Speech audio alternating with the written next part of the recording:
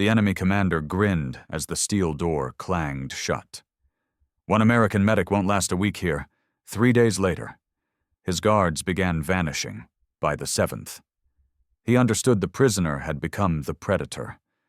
Her name was Staff Sergeant Isla Wren Calder, call sign Reaper. 29 years old, dark hair tied in a regulation braid, eyes steady as weathered glass. On paper, she was a combat medic with the 3rd Shadow Battalion, trained to keep men alive in chaos. But paper never told the whole story. She was born in the ridges of the Ironveil Range, a stretch of wilderness that demanded resilience from anyone who called it home. Raised by guardians who shaped her in silence and steel. Isla's childhood looked ordinary only from the outside. Her grandfather, Crow Calder, a retired scout whose career had been carved out on the edges of dangerous ground, drilled patience and reconnaissance into her like other families passed down bedtime stories. Her grandmother taught her to vanish into the landscape, to read trails and silences, to move without leaving even a whisper behind. By the time she touched her first rifle, Isla already understood what recruits spent years struggling to grasp survival was not about better gear. It was about mindset, about turning enemy strengths into weaknesses, about refusing to fold when the world declared you beaten. Those lessons carved her into a soldier who could track a man through a bent blade of grass, who could live on almost nothing, who could erase her trail so thoroughly that even veterans lost her. Skills layered in youth, sharpened under uniform. Her captors thought confinement would break her. They believed the steel bars and locked doors would smother her fire. What they didn't know was that Isla Calder had been preparing for cages her entire life. And as the hours ticked by in that dark compound, she wasn't planning to escape. She was planning to begin. You're watching Stories That Salute. Drop in the comments where you're watching from and subscribe now so you never miss the next mission. Those weekends in Ironveil weren't camping trips. They were survival schools disguised as childhood. Other kids roasted marshmallows. Wren learned to draw water from cracks in stone. Other kids played tag. She tested roots and berries, memorizing which could heal, which could feed, and which could kill. Nights that seemed like adventure to outsiders were her classrooms, where firelight wasn't for comfort, but for learning how not to be seen. The ridges themselves became her textbooks. A snapped twig meant something. Birds going silent meant more. Trails that bent for no reason meant danger waiting around the corner. Hours of stillness in the high country honed patience sharper than any blade. Her grandfather layered these lessons with what he called habits of survival. He never glorified war, but he had lived on the edges of it. In the silent world of scouts and reconnaissance, he drilled her to spot danger before it appeared, to anticipate ambush before it sprang, to assume silence was not peace, but the drumbeat of something coming. These weren't Green Beret drills. Though they echoed that spirit, they were distilled reconnaissance craft, forged from decades in the field, passed to her without medals or manuals. By 12, Isla could slip through a canyon and leave no trace. By 16, hunger didn't weaken her, it honed her focus. By 18, she already thought like a hunter, moved like a shadow, endured like stone when she entered basic training. The difference was immediate. While other recruits scrambled through exercises, Isla was already in position, reading terrain and anticipating the next move. Stress revealed her balance, a medic's compassion paired with a scout's precision. She wasn't the loudest, wasn't the fastest, but she was the one instructors found in the right place, at the right time, with the right decision. Then came Ranger School. It was designed to break soldiers weeks without sleep. Miles of ruck marches that bent spines, swamps that swallowed squads whole, mountains that chewed lungs raw, where others cracked. Wren adapted, Exhaustion felt like Ironveil nights, cold, endless, demanding patience. Hunger echoed her childhood fasts, where her grandmother watched and measured her resolve. Pain became an old companion, fear a teacher. She didn't just pass, she endured with a calm that unsettled even her peers. The cadre called it steel composure. Fellow soldiers whispered about it in barracks. She doesn't rattle. She doesn't quit. She graduated with her Ranger tab, her medic's cross, and a reputation that grew in the spaces between words. Her call sign came later. During a mission no one thought survivable.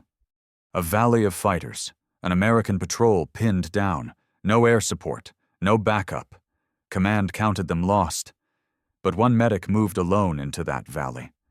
Isla patched wounds with one hand, silenced threats with the other, and carried men heavier than herself across rocks and dust. Hours bled into dawn. By morning, Americans lived who should have died, and enemies whispered a new name in fear, Reaper. The name wasn't a boast. It wasn't a title she sought. It was recognition of what others had seen, a shadow who could heal and kill with equal precision, who walked into chaos and came out carrying lives that weren't hers to keep. And for Isla Calder, that call sign wasn't the end of her story. It was only the beginning.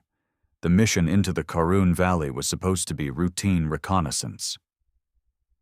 The squad moved single file across dust-choked ledges, radios crackling short reports. Wren held the center, medical pack snug at her hip, eyes sweeping every ridge. The valley lay too quiet, unnaturally still, in enemy country. Silence rarely meant safety more often. It was bait. The crack of a rifle shattered the stillness. Dust exploded as the point man went down. Within seconds, the formation splintered into desperate cover fire and shouted commands. Fighters poured from hidden fissures in the cliff's positions, chosen with surgical precision. This wasn't a lucky strike.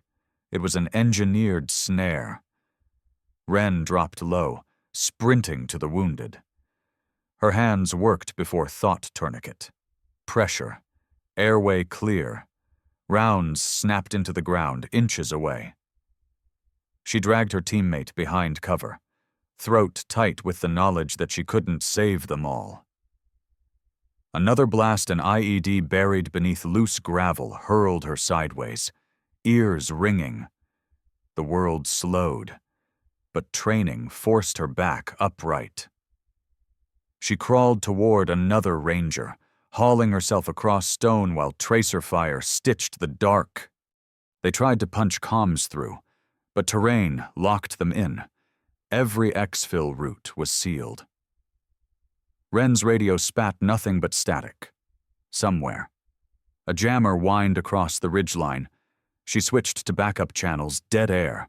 Microfailure confirmed no comms, no escape through thinning smoke. A figure emerged on the crest, Commander Hassan, the man behind weeks of precision strikes. He raised a hand, and the circle tightened. Wren recognized the intent, not annihilation, but capture. This wasn't slaughter, it was harvesting.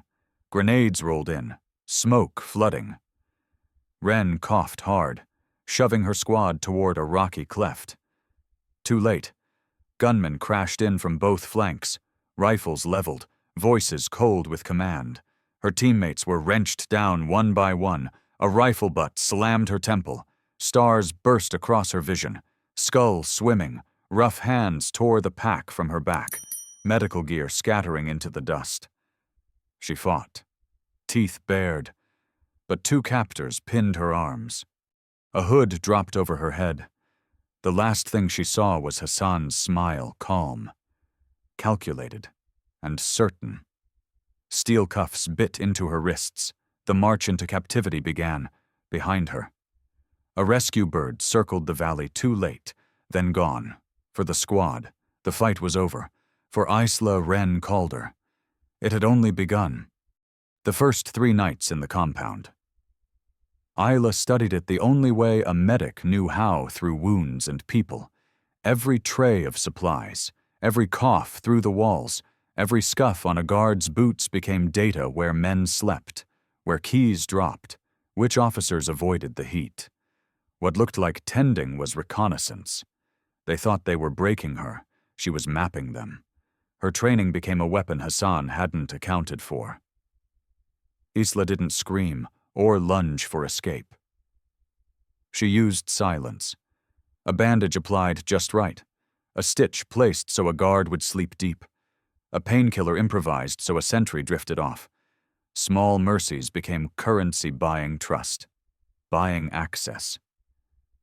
Through those cracks she found corridors, where guards saw walls. She saw seams, maintenance ducts, fuel lines, the generator's pulse behind thin plaster.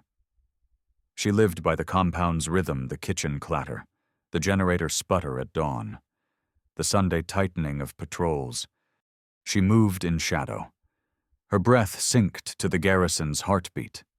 On the 4th night she picked her first target, Mahmoud, a young braggart guard who flaunted his keys, flicked his lighter, slept with a radio by his head. The moment wasn't perfect. His radio chirped just as she pressed cloth across his mouth. For 2 heartbeats she thought the whole compound would erupt. Then silence. He slumped, stowed away in a crawl space where rats already knew the path. She took his jacket, his keys. In the dark, she mimicked his gait, patrolling his route. Doors opened like pages. She slipped into a comms annex, fingers ghosting across logbooks. She didn't smash equipment she memorized. Later, in a maintenance shaft. She pieced together a broken radio just enough to eavesdrop supply runs. Rendezvous, a network stretching back to Hassan. Each scrap was a weapon, each note a battlefield. Her campaign wasn't random violence. It was math strategic algebra. A guard missing here. A generator fault there. The first time she planted a staggered timer, it sparked wrong, nearly left her fingerprint. That mistake forced patience, sharpened her precision. Soon suspicion spread faster than she moved. Dogs barked all night. Rifles vanished. Hassan's men whispered about ghosts. By the 7th day, the compound bled trust. Half the guard roster gone, comms fraying, paranoia thick as smoke. Isla glimpsed Hassan in the corridor, his jaw wired tight, orders snapping sharper. He reinforced patrols, but cracks widened faster than he could patch. Beneath the compound, Isla built her own command post, stolen maps, a reassembled radio, a ring of keys pinned like trophies. There she laid out her strike. Intercepted chatter confirmed an assault planned on a forward outpost. Escape might save one. Striking now could save hundreds. Her hand brushed the small bead chain on her wrist, a fragment of home. An anchor in chaos. She marked her final timer. Footsteps echoed down the hall, Hassan's. Deliberate and sure. Closing on the comms room. He was coming himself. Isla exhaled once. The moment had arrived. The 8th night was supposed to end Isla Calder. Instead, it ended Hassan, with charges built from scavenged scraps and stolen rifles slung across her shoulders. She struck 3 points in perfect sequence armory. Comms. Command using staggered timers to ripple the chaos. Fire rolled through the compound like judgment. Radios went dead. Men who once swaggered through corridors now stumbled blind in smoke, seeing enemies in every shadow. Fear hollowed them long before her bullets ever did. When Hassan clawed toward a hidden escape hatch, Isla was already waiting in the comms bunker. In her hands lay his ledgers, maps, and codes, the veins of an empire he believed untouchable. His eyes widened, for the first time. He understood the prisoner had become the executioner. She ended him with the precision of someone closing a duty, not indulging in revenge. Days later, a rescue bird hovered above the ruins, pilots expected to recover a broken medic instead. They found Isla Calder sitting calm atop crates of seized intelligence, ringed by silence where an army had stood. The after-action reports called it unprecedented. Rangers called it proof. Wren never boasted when pressed. She offered only, "I adapted. I used what I had. I made sure my people stayed safe." Months later, promoted and carrying the call sign Reaper, she trained the next generation of operators. She didn't teach them to fear capture, she taught them to weaponize it. She showed them that being underestimated could be the sharpest blade of all. Her story traveled far beyond that valley. Soldiers repeated it in mess halls. Cadets studied it in classrooms. Civilians heard it as a reminder resilience isn't about avoiding darkness, but about igniting light inside it. The lesson Isla left behind cut deep. Sometimes the enemy's cage is where you discover your wings. Sometimes the place they expect you to break is where you begin to rise. She didn't just survive captivity. She transformed it into her enemy's nightmare and into her legacy.